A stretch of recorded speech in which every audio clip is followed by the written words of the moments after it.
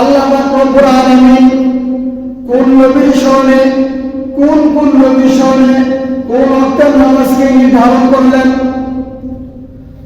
এ সম্পর্কে মুহাম্মদ ইবনে আয়েশা থেকে একটি হাদিস বর্ণিত আছে। মুহাম্মদ ইবনে আয়েশা থেকে বর্ণিত, তিনি বলেন হযরত আদম আলাইহিস সালাতু ওয়াস সালামের তওবা যখন কবুল করা হয় তখন সময়টা ছিল ফজরের সময়। হযরত আদম আলাইহিস সালাতু ওয়াস সালাম এর তওবা যখন কবুল করা হলো তখন তিনি আল্লাহ পাক রব্বুল আলামিনের দরবারে শুকর আদায় করার জন্য 2 রাকাত নামাজ আদায় করলেন। কয় রাকাত? 2 রাকাত নামাজ আদায় করলেন। সেই 2 রাকাত নামাজকে আল্লাহ তাআলা ফজরের নামাজ হিসাবে পরিগণিত করলেন।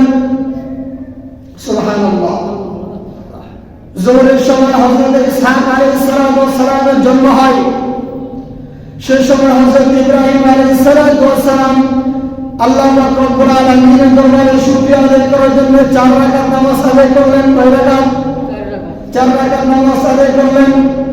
এই 4 রাকাত নামাজকে আল্লাহ তাআলা যোহরের নামাজ হিসাবে পরিগণিত করলেন। সুবহানাল্লাহ। হযরত উযাইর আলাইহিস সালামকে আল্লাহ পাক রব্বুল আলামিন মৃত করলেন, মৃত্যু দিয়ে দিলেন। 100 বছর পরে আল্লাহ পাক রব্বুল আলামিন তাকে পুনরায় জীবিত করলেন। জীবিত করার পরে হযরত উযাইর আলাইহিস সালামকে জিজ্ঞাসা করলেন, তুমি কতদিন পর্যন্ত মৃত ছিলে? হযরত উযাইর আলাইহিস সালাম বললেন, আমি একদিন মৃত ছিলাম। সুবহানাল্লাহ। এরপরে আল্লাহ পাক রব্বুল আলামিন তার সামনে সূর্যকে দেখালো। তখন তিনি বললেন, একদিন না, দিনের কিছু সময়। আল্লাহ তাআলা বললেন, না, তুমি দীর্ঘ 100 বছর পর্যন্ত মৃত ছিলে, এরপর আমি তোমাকে জীবিত করলাম। তখন হযরত উযাইর আলাইহিস সালাম আল্লাহ পাক রব্বুল আলামিনের দরবারে শুকর আদায় করার জন্য 4 রাকাত নামাজ আদায় করলেন। সেই সময়টি ছিল আসরের সময়। তখন রব্বুল আলামিন তার এই 4 রাকাত নামাজকে আসরের নামাজ হিসাবে পরিগণিত করলেন। এরপর হযরত দাউদ আলাইহিস সালাম ওনাকে রব্বুল আলামিন মাগরিবের নামাজের সময় ক্ষমা ঘোষণা করলেন। হযরত দাউদ আলাইহিস সালাম 4 রাকাত নামাজ আদায়ের উদ্দেশ্যে নামাজ শুরু করে দিলেন। তার শরীরটি ছিল তখন জীর্ণশীর্ণ ক্লান্ত। তখন তিনি 3 রাকাত নামাজ আদায় করে তৃতীয় বৈঠকে তিনি সালাম ফিরিয়ে দিলেন। 3 নম্বর রাকাত নামাজ আদায় করে তৃতীয় রাকাত আদায় করে বৈঠক করে ফেললেন। এরপর তিনি সালাম ফিরিয়ে ফেললেন। এই হলো 3 রাকাত নামাজ। হযরত দাউদ আলাইহিস সালাম মাগরিবের সময় আল্লাহ পাক রব্বুল আলামিনের দরবারে শুকর আদায় করার জন্য 3 রাকাত নামাজ শেষ করলেন। ওই 3 রাকাত নামাজ আল্লাহ তাআলা মাগরিবের নামাজ হিসাবে পরিগণিত করলেন।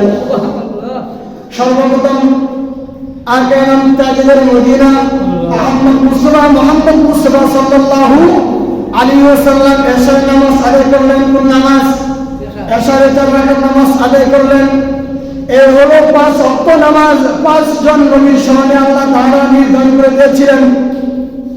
বুঝে আসছে? তাহলে আমরা ফজর নামাজ পেলাম কার স্মরণে? হযরত আদম আলাইহিস সালামের স্মরণে। যোহর পেলাম হযরত ইব্রাহিম আলাইহিস সালামের স্মরণে। আসর পেলাম হযরত উযাইর আলাইহিস সালামের স্মরণে। মাগরিব পেয়ে গেলাম হযরত দাউদ আলাইহিস সালামের স্মরণে। এশার নামাজ পেলাম হযরত মুহাম্মদ রাসূলুল্লাহ সাল্লাল্লাহু আলাইহি ওয়াসাল্লামের স্মরণে। সুবহানাল্লাহ।